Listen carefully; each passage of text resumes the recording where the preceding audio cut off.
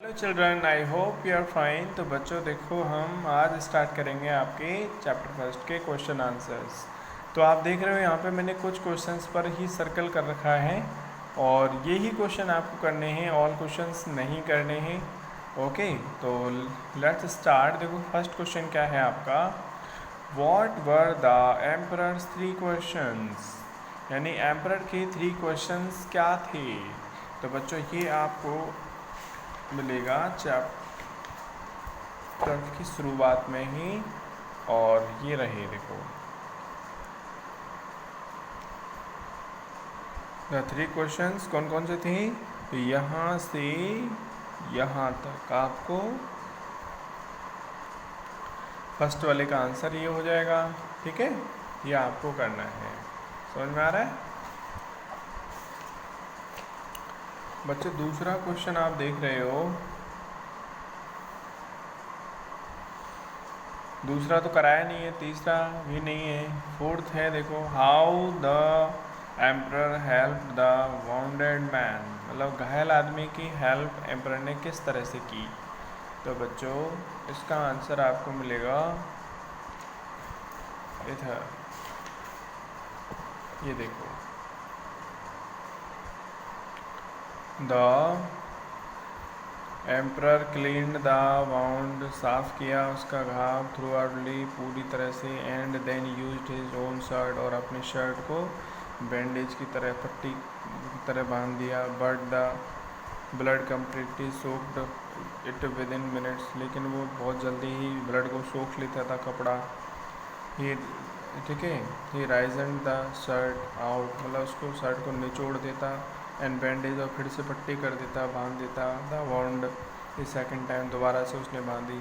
In continued to do so, और ऐसा वो तब तक करता रहा, until the flow of blood had stop, जब तक कि उसका खून बहना बंद नहीं हो गया। तो इस तरह से उसने हेल्प की उसकी। बच्चों ये है फोर्थ वाला। कौन सा? फोर्थ वाला। ओके, तो ये आप करेंगे। Got it.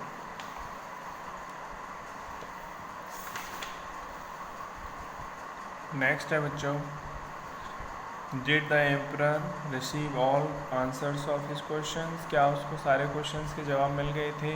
यस बच्चों, लास्ट में मिले थे जब वो हरमिट के पास गया था और जो है बताया था उसने कि तुम्हारे जवाब तो पहले से आंसर्ड हो गए। ठीक है, तो यस लिखना है बस इसमें, बाकी यही करना है। ये 6 वाला नहीं करना है, ये नहीं करना। ठीक है, 1, 4 और 5, फर्स्ट, फोर्थ एंड फिफ्थ करना है। इसके अलावा बच्चों आपको क्या करने हैं, देखो आप यहाँ देख रहे हो, give the character sketch of the emperor, मतलब राजा के चरित्र के बारे में बताना है कि राजा का चरित्र कैसा था। तो ई वाला है, इसका आंसर आप देख रहे हो मैंने इधर लिखा हुआ है। ठीक है, answer number E. The emperor was very kind hearted, मतलब वो बहुत दयालु था। And he had great curiosity, और उसमें बहुत जानने की इच्छा थी। He was full of love and peace, वह प्यार और शांति से भरा हुआ था। तभी तो उसने अपने फॉर्मर यानी भूतपूर्व जो उसका दुश्मन था उससे मैत्री कर ली थी, उसकी हेल्प की थी। He was also helpful in nature, और उसका जो नेचर था, स्वभाव था, वो कैसा था, हेल्पफुल था, लोगों की हेल्प करना था। तो एक तो उसने उस हरमिट की हेल्प की थी खुदाई करने में, दूसरा भी घायल व्यक्ति की भी हेल्प की उसने, है ना, तो वो हेल्पफुल भी था। दूसरा क्वेश्चन है बच्चों ये वाला, इनमें से एफ वाला, व्हाट डज इट मीन, इसका क्या मतलब है, दैट कि we have dominion on the present moment. Okay, मतलब हमारा जो प्रेजेंट मोमेंट है, आज इस जो वर्तमान है हमारा, प्रेजेंट है, इसी पे हमारा ज़्यादा प्रभाव रहता है, यानी यही हमारे हाथ में है, डोमिनियन है। तो इसका क्या मतलब है, तो जो इसका आंसर है ये, we have dominion on the present moment, it means that, इसका मतलब है we have control only on our present time, कि हमारा कंट्रोल केवल हमारे प्रेजेंट टाइम पर है, आज के टाइम पे है, अभी के टाइम पे है। बिकॉज क्योंकि we can understand things practically, क्योंकि आज हम चीज़ों को प्रैक्टिकली समझ सकते हैं जैसे चीज़ें हो रही हैं, है ना। आप फ्यूचर में अगर आप फ्यूचर में हमारे कंट्रोल में है नहीं, क्योंकि वो तो हम उसकी तो हम केवल कल्पना कर सकते हैं ना, और पास्ट तो वो निकल ही गया है, तो उसका तो कंट्रोल वैसे भी नहीं है। तो कंट्रोल किस पे है? प्रेजेंट टाइम पे, क्योंकि अभी हम सोच सकते हैं, समझ सकते हैं क्या सही है क्या गलत है, उसको प्रैक्टिकली समझ सकते हैं, and can take proper action, और सही एक्शन ले सकते हैं अकॉर्डिंग टू द सिचुएशन, और परिस्थिति के हिसाब से सही एक्शन ले सकते हैं। ओके, तो यही इसका आंसर है। ओके स्टूडेंट्स, तो ये आपको करने हैं। इसके अलावा बच्चों ये वाला क्वेश्चन मैंने पहले कटवा दिया था, ये आपको करना है, ठीक है। देखो यहाँ पे क्या है, choose the correct collective noun. यहाँ पे बच्चों आपको कलेक्टिव नाउन भरनी है। कलेक्टिव का जैसे ना आप पता चल रहा है, कलेक्टिव क्या होती है? ग्रुप, ठीक है। तो हम बच्चों, नाउन क्या होता है? किसी पर्सन, प्लेस, एनिमल, ठीक है, या थिंग, इनका जो नाम होता है उसको नाउन कहते हैं।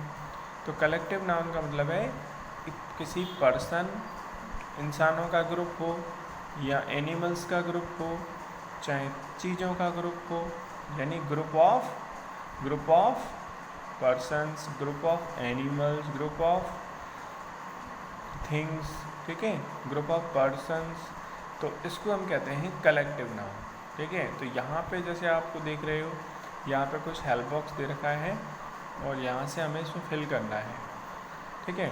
जैसे अ डैश ऑफ शीप, यानी जो भेड़ होती हैं बच्चों, तो भेड़ों के झुंड को क्या कहते हैं? फ्लॉक कहते हैं। क्या कहते हैं? फ्लॉक। और जो कैटल्स जो होते हैं, जो मवेशी होते हैं, है ना, गाय भैंस वगैरह जो होती हैं, इनको हम कहते हैं हर्ड। क्या कहते हैं? हर्ड, यानी झुंड। इसका भी मतलब झुंड होता है, लेकिन ये किसका झुंड है? ये जानवरों का झुंड है। जो कौन से जानवर? आप कहेंगे सर शीप भी तो जानवर है, ठीक है।